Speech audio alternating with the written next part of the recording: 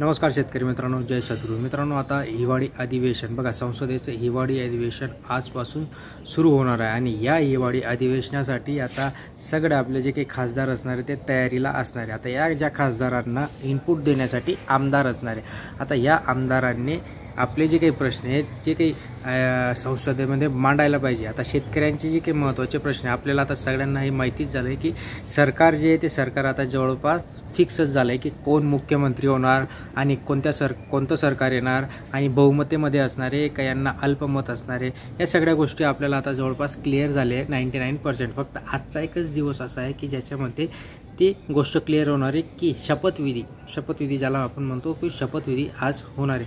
आणि मित्रांनो, सगळ्यात महत्त्वाचं म्हणजे या ज्या सरकारने आता आपल्याला आश्वासनं दिली होती, शेतकऱ्यांना आश्वासनं दिली होती, लाडक्या बहिणींना आश्वासनं दिली होती, युवकांना आश्वासनं दिली होती, सगळ्यात महत्त्वाचं तेच आहे की यांनी जी काही आश्वासनं दिली होती ती पाळली आहेत का। सगळ्यात महत्त्वाचं आपल्याला तेच जाणून घ्यावं लागणार आहे, कारण की या सरकारचा एक जाहीरनामा प्रसिद्ध करण्यात आला होता, संकल्पपत्र ज्याला आपण म्हणतो। आणि त्या संकल्पपत्रामध्ये यांनी महिलांना आपण स्टेप बाय स्टेप एक गोष्ट आपण समजून घेणार आहोत आणि ते पूर्ण कधी होईल त्या संदर्भात आपण जाणणार आहोत। मित्रांनो, चॅनलवर अजून नवीन असाल, सबस्क्राईब केलं नसेल सबस्क्राईब करून ठेवा, लाईक करायला मुळीच नका विसरत जा, लाईक करत जा, जास्तीत जास्त शेअर करत जा। बघा, यांच्या संकल्पपत्रामधल्या ज्या काही गोष्टी होत्या त्या गोष्टी अशा होत्या की यांनी महिलांना 2100 रुपये देण्याची चर्चा केली होती। आता 2100 रुपये त्यावेळेस सांगत होते की आम्ही लगेच महिलांच्या अकाउंटमध्ये 2100 रुपये डिपॉझिट करू। पण काल एक वर्षा बंगल्यावर ज्या महिला मुख्यमंत्र्यांचं औक्षण करण्यासाठी गेल्या होत्या आणि तिथे मुख्यमंत्र्यांकडून सांगण्यात आलं की एप्रिलपासून आम्ही ते पैसे देऊ, म्हणजे डायरेक्टली नाही पण इनडायरेक्टली सांगण्यात आलं की लवकरच म्हणजे एप्रिलपासून 2100 रुपये आम्ही देऊ। आता गेले तुमचे 6 महिने अशातच, एप्रिल जर म्हटला तर ओके, म्हणजे हा एक जो काही त्याचा वचनपूर्ती संकल्प होता तो तिथे पाडला गेलेला नाही आहे। दुसरं म्हणजे शेतकऱ्यांच्या सोयाबीनला 6000 रुपये भाव देऊ। आता सोयाबीनला 6000 रुपये भाव मिळायला पाहिजे आहे, शेतकऱ्यांची हीच अपेक्षा आहे। कारण की शेतकऱ्यांसाठी त्यांनी काय केलं, निवडणुकीच्या तोंडावर सांगितलं की जे काही ओलाचं पर्सेंटेज होतं ते 12वरून 15%, ओके। नंतर हमी भाव महत्त्वाचा आहे मित्रांनो, आणि तो हमी भाव मिळत नाही आहे। 4892 रुपये हमी भाव यांनी दिला आहे, तोही परवडत नाही, तरीही त्याच्यापेक्षा खाली शेतकऱ्यांना तो मिळतोय। आणि मग याच्यातनंच त्यांनी तोडगा काढला की शेतकऱ्यांना आम्ही भावांतर योजनेअंतर्गत अनुदान देऊ। त्याच्यात पण केंद्रीय कृषी मंत्रालय, आता संसदेचं हिवाळी अधिवेशन आहे, मग आपल्याला संसदेविषयी पण थोडं बोलावं लागणार आहे। आणि केंद्रीय कृषी मंत्र्यांनी सांगितलं की आम्ही अतिरिक्त 5000 रुपये शेतकऱ्यांना देऊ। अतिरिक्त म्हणजे कसं, तर राज्य शासनाकडून 5000 रुपये भावांतर योजनेअंतर्गत मिळत आहेत, पण त्याच्याही नंतर आणि त्याच्याही पलीकडे जाऊन आम्ही 5000 रुपये एक्स्ट्रा देऊ, म्हणजे 10000 रुपये हेक्टरी हे मिळणार आहेत। जिथे आपल्याला 20000 रुपये मिळत होते तिथे आपल्याला आता 40000 रुपये मिळायला पाहिजे सरकारच्या हिशोबातनं। सगळ्यात महत्त्वाचं म्हणजे जी काही आपली PM किसान योजना आहे, PM किसान योजनेला त्यांनी सांगितलं आहे की आम्ही आता वर्षाला जे काही पैसे देत आहोत, म्हणजे 2-2000 रुपये आम्ही शेतकऱ्यांच्या अकाउंटमध्ये टाकत आहोत, म्हणजे 12000 रुपये टाकताय। तर आता ते 12000 रुपयाऐवजी आम्ही शेतकऱ्यांना 15000 रुपये करू मित्रांनो। बघा, सगळ्यात महत्त्वाचं आहे 15000 रुपये आम्ही शेतकऱ्यांच्या अकाउंटमध्ये टाकू, तर ते जे पैसे आहेत ते पैसे देखील शेतकऱ्यांना कधी वाढीव दराने मिळतील, या सगळ्या गोष्टीत मित्रांनो। त्याच्यानंतर त्याच्याही पलीकडे जर गेलो आपण तर सोयाबीन कापसाचं जर झालं, त्याच्याही पलीकडे माजी मुख्यमंत्री म्हणजे देवेंद्र फडणवीस यांनी घोषणा केली आहे की भावांतर योजना ही फक्त आम्ही शेतकऱ्यांना फक्त सोयाबीनसाठी नाही देणार आहोत किंवा कापसासाठी नाही देणार आहोत, तर आम्ही तुरीसाठी देखील ही सोयाबीन भावांतर योजना आम्ही शेतकऱ्यांसाठी राबवू। तर हे जे काही संकल्पपत्र होते, परत सगळ्यात महत्त्वाचं म्हणजे जे काही आपले शेतकऱ्यांचे मुलं आहेत त्या मुलांना आम्ही आधी 75,000 नोकऱ्यांचं आम्ही आश्वासनं दिली होती आणि त्या आश्वासनांची आम्ही पूर्तता केली आहे असं त्यांचं म्हणणं आहे।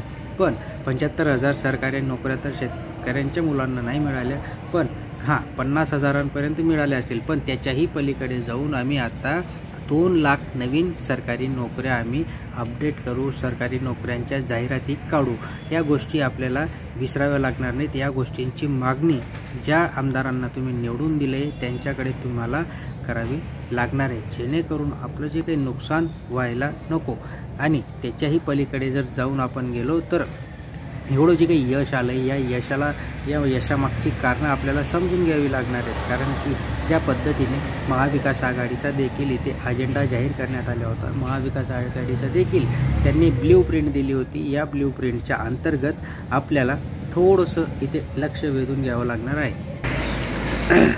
याच्यानंतर जे शासन आपल्या दारी योजना होती ना, ती या योजनेच्या अंतर्गत देखील आपल्याला नंतर अमित शहा आले होते आणि अमित शहांनी सांगितलं होतं की आम्ही 20 लाख नवीन नोकऱ्या आम्ही शेतकऱ्यांच्या मुलांना देऊ, तेही आपल्याला इथे समजून घ्यावं लागणार आहे। नंतर जी काही लाडकी बहीण योजना आहे तिच्यासाठी 2100 रुपये तर त्यांनी सांगितलेच होते। त्याच्यानंतर 2027पर्यंत 50 लाख लखपती दिदी, आता लखपती दिदी त्यांनी जी योजना सुरू केली ती लखपती दिदी ही 50 लाख महिलांना ते सुरू करणार, ज्याच्या अंतर्गत महिलांना लोन मिळतं, कर्ज मिळतं। त्याच्यानंतर शेतकऱ्यांची जी काही कर्जमाफी आहे ती कर्जमाफी व्हायला पाहिजे असंही त्यांनी सांगितलं होतं, म्हणजे शेतकऱ्यांची कर्जमाफी, सरसकट कर्जमाफी आम्ही करू असं त्यांनी सांगितलं होतं। नंतर प्रत्येक गरिबाला जेवण आणि त्यांच्यासाठी आश्रय म्हणजे निवारा, म्हणजे अन्न वस्त्र निवारा ह्या गोष्टी आम्ही शेतकऱ्यांना पुरवू, शेतकऱ्यांना म्हणण्यापेक्षा जे गरीब लोक आहेत त्या गरिबांना पुरवू आम्ही। नंतर शेतकऱ्यांना बिनव्याजी कर्ज आमचे सरकार देईल असंही त्यांनी याच्यातनं सांगितलं आहे।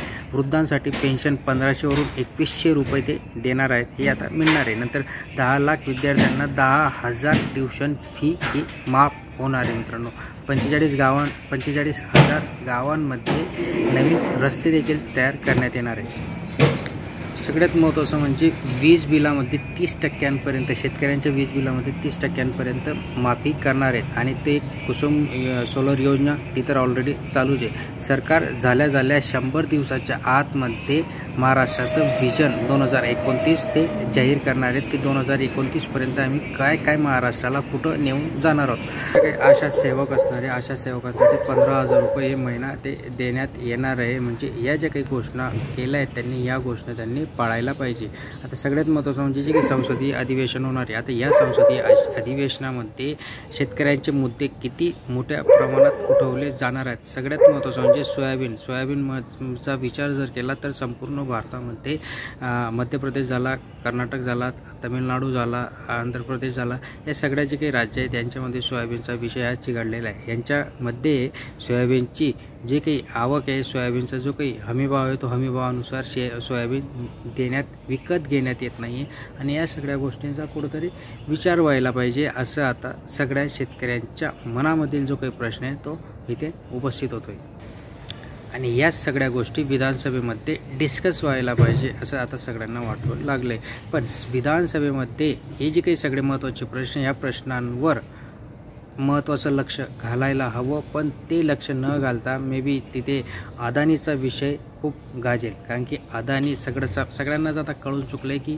सरकार जे आहे ते अदानीच्या इशाऱ्यावर चालते, अदानी एवढा काही पैसा त्यांना पुरवतो आणि मग अदानी देखील ते ब्लॅकचे धंदे करून, म्हणजे आता अमेरिकेने जर समन्स काढला आहे अदानी विरुद्ध, तर मग आपल्या भारतातील सरकारने त्याच्यावर काहीतरी विचार करून त्याला कुठंतरी अटक करण्याचा निर्णय घ्यायला पाहिजे होता, पण सरकार तसं घेणार नाही। आता एका ठिकाणी जर आपण थोडासा विचार केला तर आपल्याला पण ते कळते की हे सरकार जे अदानीचं कुठंतरी ऐकतं, जे पद्धतीने मीडियामध्ये अहवाल येत असतात, ज्या पद्धतीने मीडियामध्ये सगळ्या गोष्टी जाहीर होतात, त्याच्यानुसार जर विचार केला तर मग या सगळ्या गोष्टींचा विचार करून सरकारने त्याला कुठंतरी अटक करून निदान त्याच्याविषयी चर्चा देखील करायला पाहिजे, त्याला विचारायला पाहिजे की काय झालं नाही झालं, म्हणजे ज्या काही संविधानिक गोष्टी आहेत त्या संविधानिक गोष्टी करायला पाहिजे, पण सरकार त्याचं करत नाही आहे। त्यांचा काय पर्सनल इंटरेस्ट आहे आपल्याला त्याच्यात काही जायची गरज नाही आहे, पण कुठंतरी आपल्याला वाटते की हे सरकार आपल्याशी देखील गद्दारी करते की काय। ओके, सो ह्या सगळ्या गोष्टी असणाऱ्या या विधानसभेचं जे काही अधिवेशन आहे त्या अधिवेशनामध्ये या गोष्टी गाजतीलच नक्कीच असं वाटायला लागलं आणि बघूया आता काय होतं, काय निर्णय निघतात, शेतकऱ्यांच्या हिताचे काय निर्णय घेतले जातात, शेतकऱ्यांना कोणत्या पद्धतीची इथे माफी मिळते, कर्जमाफी मिळते, त्याच्यावर आपलं सगळ्यांचं लक्ष असणार आहे मित्रांनो। अजून महत्त्वपूर्ण अपडेटसाठी सबस्क्राईब करून ठेवा, लाईक करा, शेअर करा, धन्यवाद।